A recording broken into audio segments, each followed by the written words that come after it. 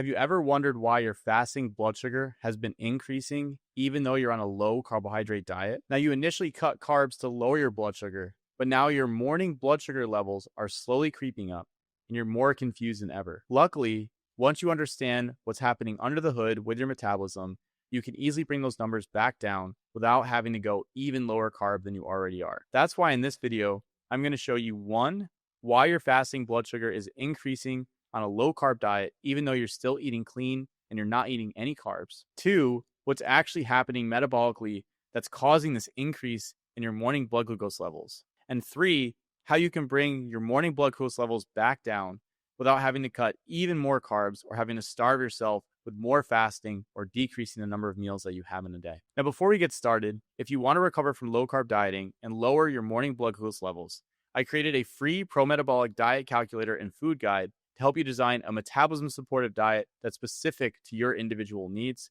So you can grab it by using the link in the description. All right, so in order to show you how to lower your morning blood sugar levels, I have to first show you why your blood sugar is elevated in the first place despite not eating any carbs. So when we look into the research, we actually find that this is in part recorded already. So there's multiple meta-analysis that we already have basically showing that you see a drop in blood glucose levels, hemoglobin A1C, and insulin on low carbohydrate diets within the first 6 months. However, around the 12-month mark, things start to shift. And the researchers here say carbohydrate restricted diets, in particular those that restrict carbohydrates to less than 26% of total energy, produce greater reductions in hemoglobin A1C at 3 months and 6 months, with no significant difference at 12 or 24 months. There was no difference between moderately restricted and high carbohydrate diets at any time point. So moderately restricted was carbohydrate diets that were less than 45% of total energy, but greater than 26% of total energy. So basically, you see a change in the 3 to 6 month mark, but then you don't see a significant difference at the 1 year or 2 year mark with some of these diets. So that was one meta-analysis, but there's another one here. And this paper goes on to say reductions were slightly greater with low carb diets than with high carb diets for hemoglobin A1C and for triglycerides. Changes in weight, HDL and LDL cholesterol, total cholesterol, and blood pressure did not differ significantly between groups. Subgroup analysis suggested that the difference in hemoglobin A1C was evident only in studies with a duration of less than 6 months and with a high risk of bias. So we're really seeing the changes occur mainly in the 6 month or less than 6 month time frame, again, in this meta-analysis as well. And then on the third one here, the authors here say, at 6 months, compared with control diets, low-carb diets achieve a higher rates of diabetes remission. So this was defined as a hemoglobin A1C as less than 6.5%. So you have 57% versus 31%. They say, conversely, smaller non-significant effect sizes occurred when a remission definition of hemoglobin A1C less than 6.5% without medications was used. So if medications weren't used in the studies, you actually saw less of an effect of the low-carbohydrate diets. They go on to say here at 12 months, data on remission was sparse, ranging from a small effect to a trivial increased risk of diabetes. Large clinically important improvements were seen in weight loss, triglycerides, and insulin sensitivity at 6 months, which diminished at 12 months. So basically, the same thing we're seeing across these are 3 meta-analyses that are showing the same thing. Initially, the values improve within the 6 month time frame, and at the 12 month mark, what you see, or 12 month or 24 months, so 2 year mark, so 1 year and 2 year mark, you actually don't see a significant difference. The authors here go on to say, on the basis of subgroup assessments deemed credible, very low carbohydrate diets were less effective than less restrictive low carbohydrate diets for weight loss at 6 months. However, this effect was explained by diet adherence. So most people couldn't maintain the very low carbohydrate diets long term. They say that is among highly adherent patients on very low carbohydrate diets. A clinically important reduction in weight was seen compared with studies with less adherent patients on very low carbohydrate diets. They go on to say participants experienced no significant difference in quality of life at 6 months, but did experience clinically important but not statistically significant worsening of quality of life and low-density lipoprotein cholesterol at 12 months. So essentially, for all 3 of these meta-analyses, and again, I looked at some of the papers in this last one, and some of the papers that looked at are a little bit questionable when you actually go through some of the meta-analysis papers. But in general, what we're seeing is that at 6 months time frame, you see an improvement in hemoglobin A1C values. You see an improvement in blood glucose control with low carbohydrate diets, especially very low carbohydrate diets. But then at the 12 month or 1 year and 2 year mark, 12 month, 24 month mark, we're not really seeing the difference. So the question is, what gives? Why are these diets improving people's values initially, because they do improve people's values initially. I worked with many people who have gone on low carb, keto, carnivore diets and have seen improvements initially. And then over time, what happens is things stop working as well. They're not able to stay on the diet. A lot of things shift. So what's going on initially? Now, basically what happens, and there's multiple time frames to look at here, but when you first start with low carb, right? When you initially go low carb, because you are not eating carbohydrates, your blood glucose levels and your insulin levels fall. So what winds up happening is you have lower blood glucose and you have lower insulin. Now, over time, as your blood glucose and your insulin are lower, your hemoglobin A1C also drops, because your hemoglobin A1C is basically a rough average of your 90-day blood glucose levels, because the hemoglobin molecules are in the red blood cells, which have a lifespan of 90 days.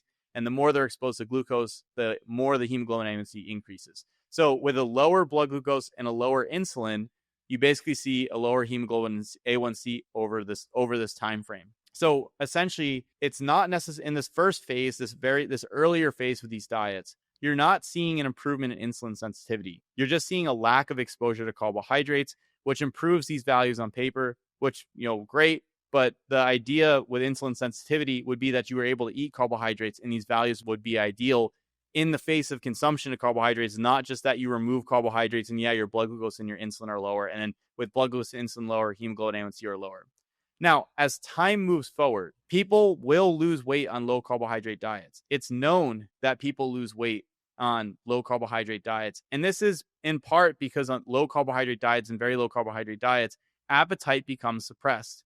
And this is pretty well known. So there's a paper here, and the authors say individuals were less hungry and exhibited greater fullness and satiety while adhering to a very low energy diet. And individuals adhering to a ketogenic low carbohydrate diet were less hungry and had a reduced desire to eat. Although these absolute changes in appetite were small, they occurred within the context of energy restriction, which is known to increase appetite in obese people. Thus, a clinical benefit of a ketogenic diet is in preventing an increase in appetite despite weight loss. Although individuals may indeed feel slightly less hungry or more full or satisfied, ketosis appears to provide a plausible explanation for the suppression of appetite. So basically, the low-carb diet will allow you to maintain an energy deficit and not be hungry. And so what we see from the low carbohydrate sphere, the keto sphere, carnivore sphere, people are like, man, I'm losing weight and I'm not hungry at all.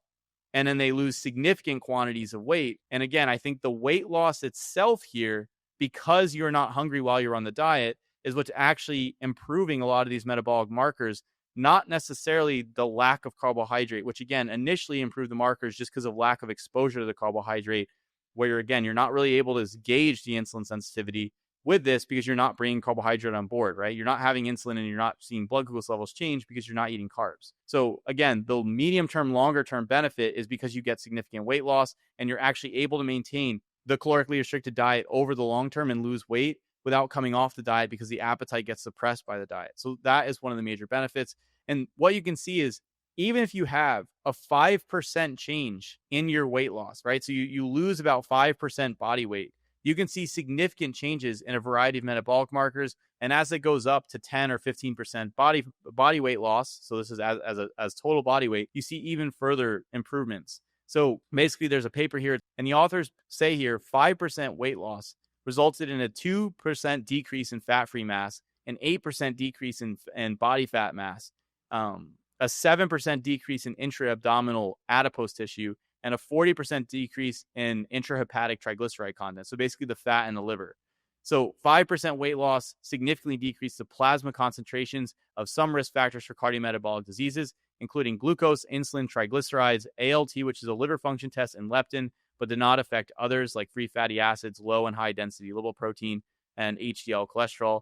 They said 5% weight loss decreased 24-hour ambulatory heart rate and systolic but not diastolic blood pressure. So basically what you're seeing is that you decrease liver fat, you decrease liver enzymes, you decrease glucose levels, you decrease insulin levels, you decrease triglyceride levels, whether you are like on a low carb diet or you just lose 5% weight. And they lost 5% weight. This is a human study without putting the people on a low carbohydrate diet.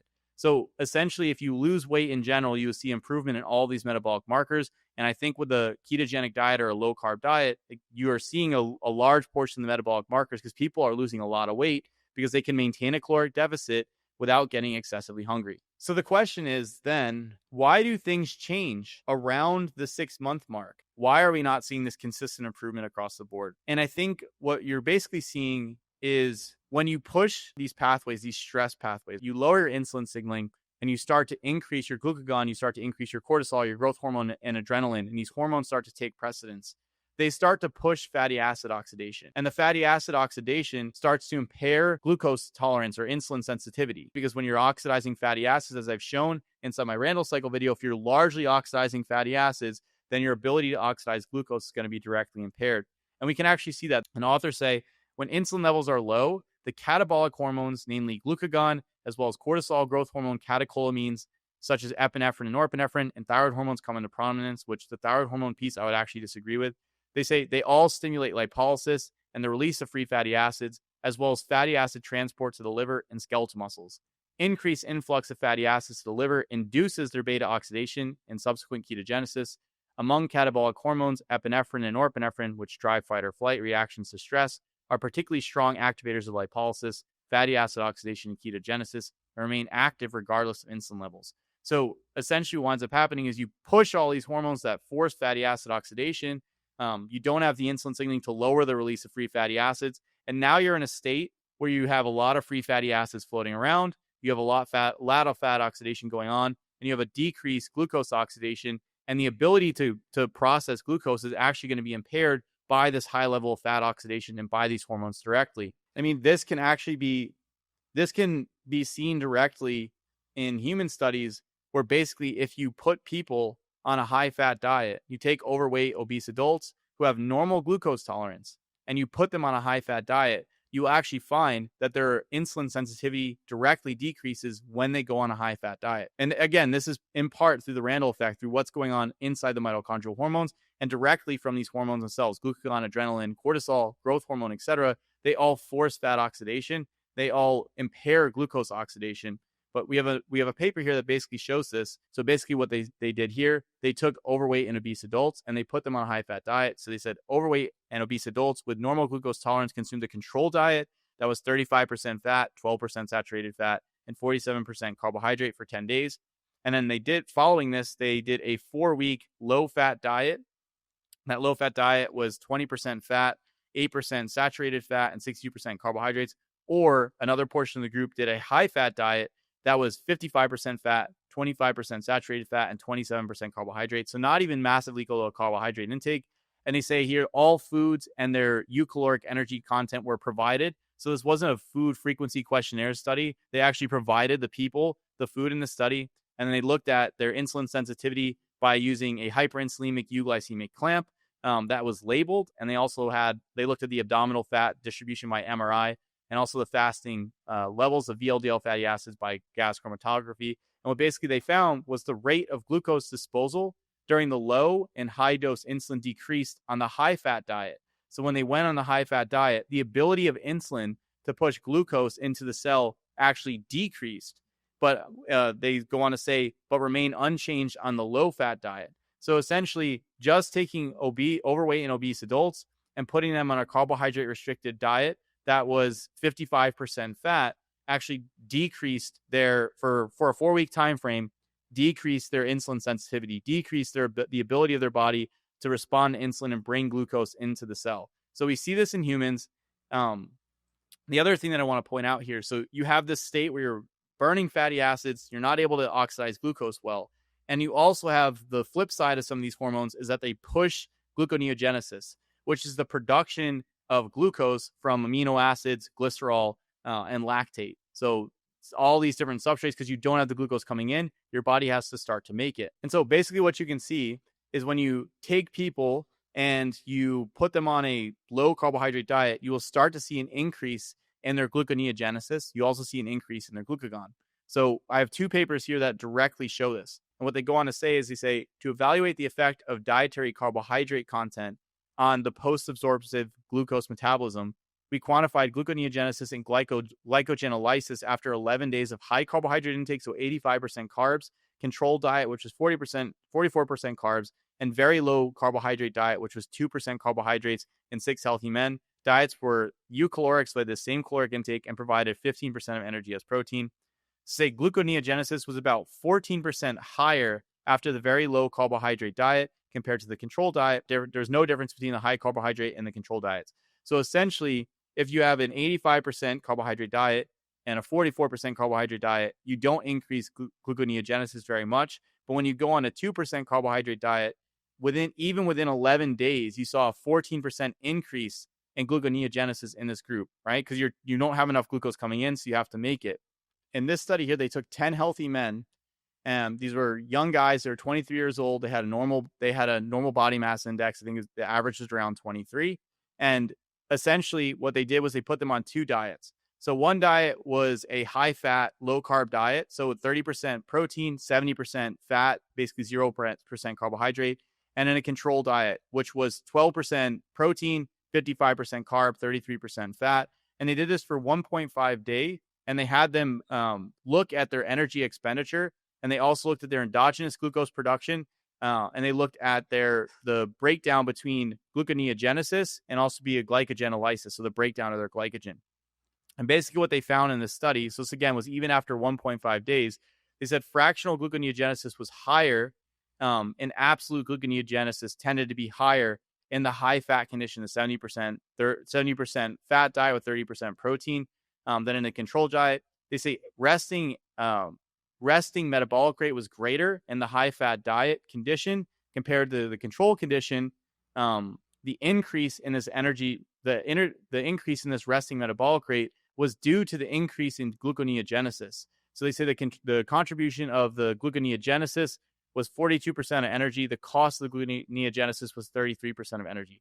So basically what you're finding is even after 1.5 days of a high fat, low carbohydrate diet, what we see in both these groups, and one was 11 days, one was 1.5 days, you're seeing a bump in the production of glucose from gluconeogenesis. So now you have a circumstance where you're burning fat, mainly fatty acids, which decreases insulin sensitivity and decreases your ability to take glucose and use it effectively inside the mitochondria because of how the fats are being oxidized and because of these hormones, the glucagon, adrenaline, cortisol, growth hormone, etc.